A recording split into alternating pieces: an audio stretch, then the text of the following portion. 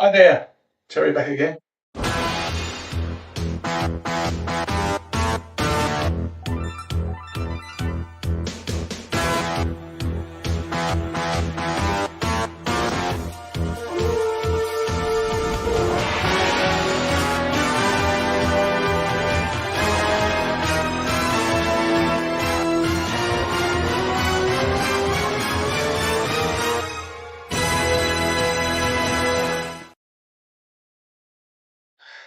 Yes, a new beginning. What do you think? Tempest from Mars very kindly did that for me, and he's done a couple of others which I'll show in the new year. Let me know in the comments what you think. Anyway, welcome to my latest video. Hope I find you well on this Christmas Eve. Happy Christmas or happy holidays, whichever you prefer.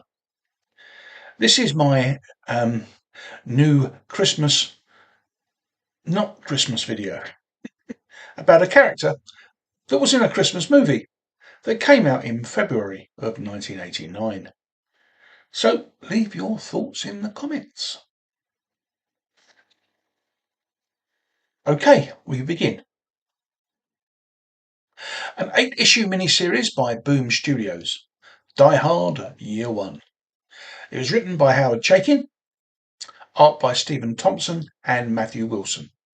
And there are 2 4-issue story arcs. The first arc is John McClane's beginnings as a beat cop. The story starts back in 1976, the 4th of July to be exact. Yep, the American bicentennial. And the first issue, the cover A by Dave Johnson.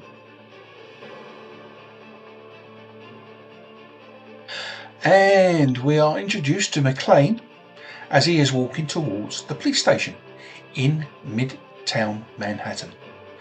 And then we meet his trainer, Ken Bingham, who, in McClane's words, is a complete arse. And then we meet the rest of our cast while the story is unfolding. Firstly, a young lady, Rosie Haskell, who moved from Indiana 6 months ago and is still yet to find what she came to Manhattan for. Also, we have 2 of New York's not so finest. Police officers are Russ Ciardello and Peter Noonan. And along with them, a real creep, Ira Lewis, but more of him in a bit. And talking of creeps, another nasty bit of work is Walden Ford, who inherited his grandfather's fortune, made on the backs of Union soldiers who died in shoddy clothing, not worth a tenth that was paid for them. Also, his wife Dana, who wants a divorce. I don't see that happening in the near future. Alan Douglas next, who seems to have a problem with a greedy Ira Lewis. And in between these introductions, McClane has been busy running down a pickpocket. And his trainer has been enjoying the distraction, having the non-running bit to do. Then we see Russ and Peter arguing in an alley with Ira Lewis. It seems he has reneged on a deal and the officers are not happy. Then we get back to Rosie, who had a real crabby job. So, to supplement her income, she was given a chance to make $25. Remember, this is 1976, probably about $140 now. All she had to do was wear a costume and wave. The costume was rather tight and revealing though, so she left early. In hindsight, not such a great idea, as she would probably have missed Russ and Peter gunning down an unarmed Lewis in an alleyway.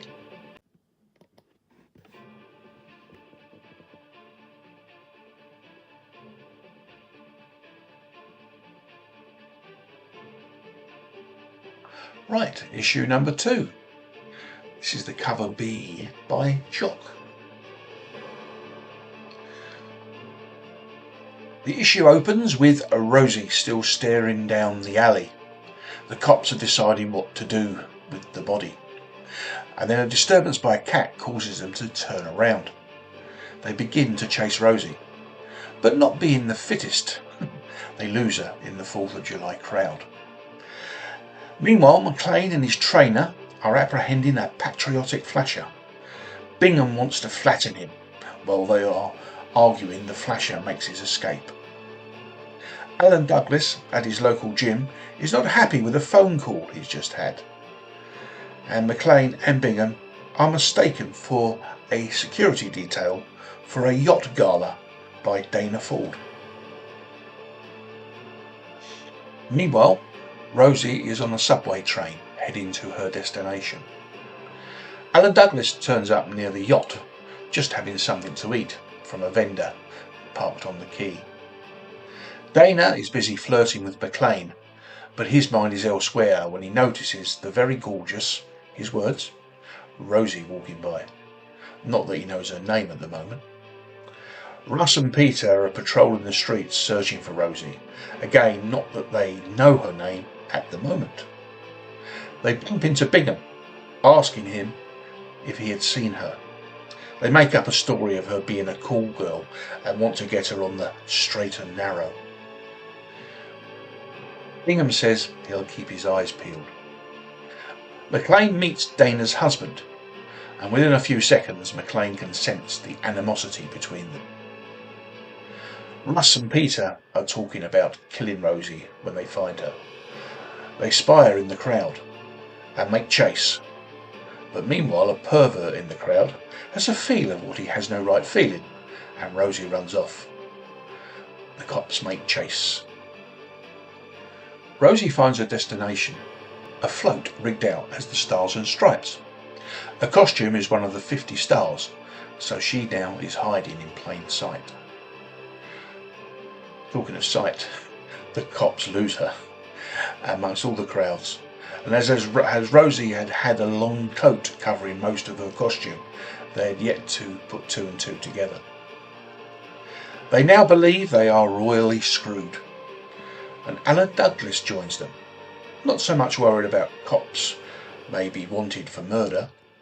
It seems the 3 of them have something far worse planned.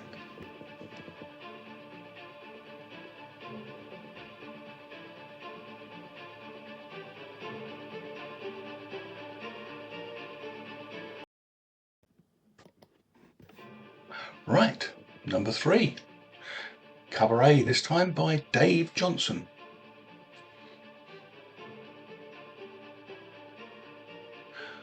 After what felt like hours, Rosie clambers off the float, hoping to hide back in the crowd, amazed she hasn't been seen. But McLean happens to see her stealing a dress to cover the costume.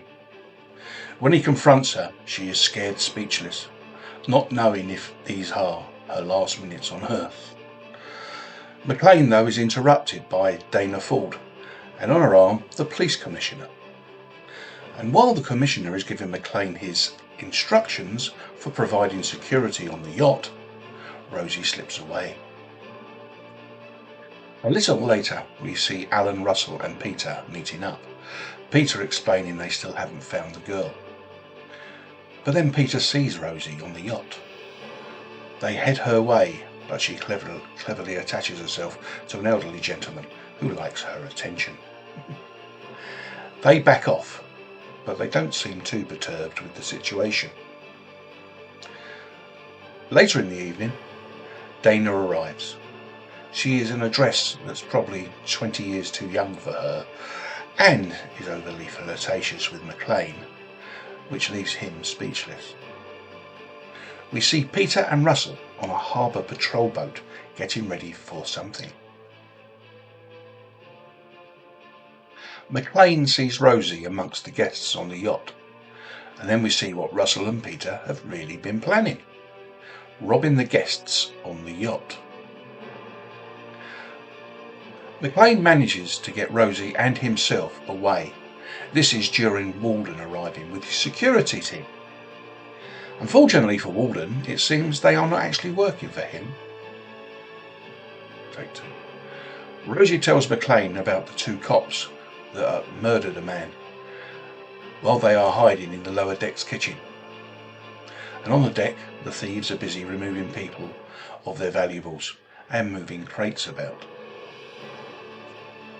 McLean gets in a fight with one of the faux security that happens to come across them. He makes pretty short work of him, but Rosie hears a noise outside the hull. Now we get to have some answers revealed. It seems Alan brought his organisational skills, Russ and Peter brought guns and greed, and Ira, the man they murdered, got a miniature submarine. This was to use to get away when committing piracy. To be concluded.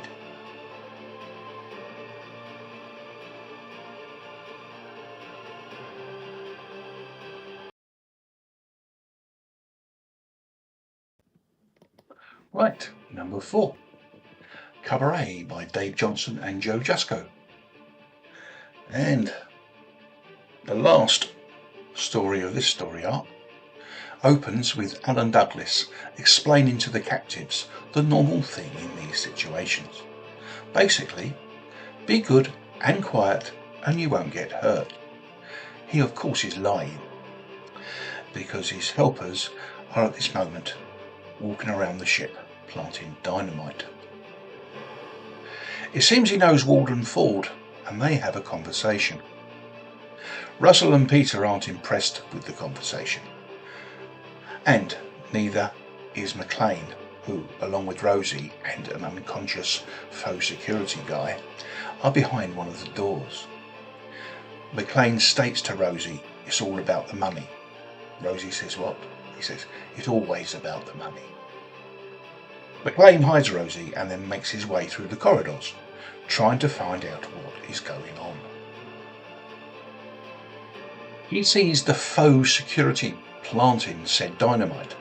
He helpfully, when they've gone, starts removing it into a duffel bag they've left behind. Alan Douglas is calling Avner.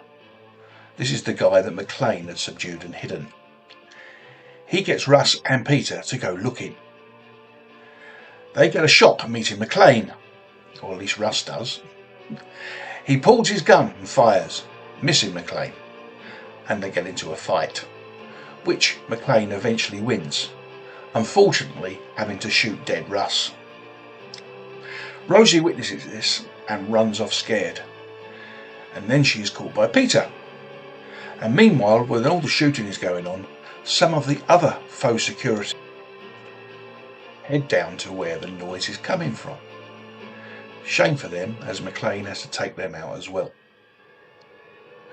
Peter has handed Rosie to Alan and contacts McLean via Avner's walkie-talkie, explaining he needs to surrender or Rosie will be killed. So McLean gives himself up. They are then to leave. Peter regrets his partner's death, but figures he'll get over it, especially as his cut has increased now. He starts climbing down to the sub, only to be met with a sight, the last sight he sees, as the sub explodes.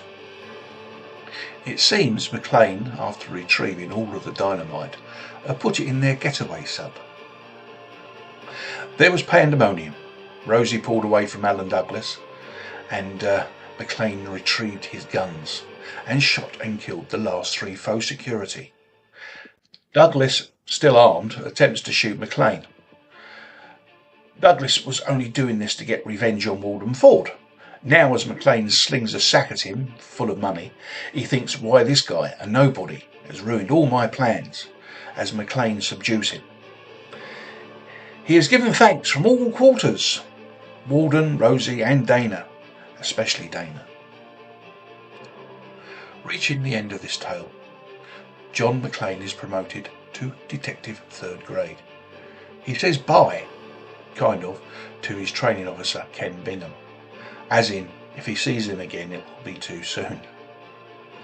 And as an epilogue, John goes to visit Rosie, who now lives a very different life, who now likes to be called Rose, who also seems to live with Walden Ford.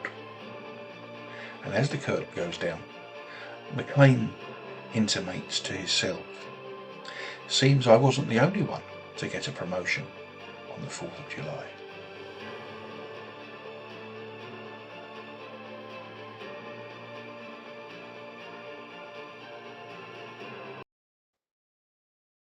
Well, I hope you enjoyed that. Please let me know in the comments. Do you want me to do the other 4 issues? Again, let me know in the comments. But anyway, happy Christmas or happy holidays, whichever you prefer. If you'd like to give me a thumbs up, that will be brilliant. If you'd like to comment, that'd be even better. And if you'd like to subscribe, that's even better still. That's only if you like the content, of course. Anyway, thank you very much, and I will see you, hopefully, on the 31st of December. Bye.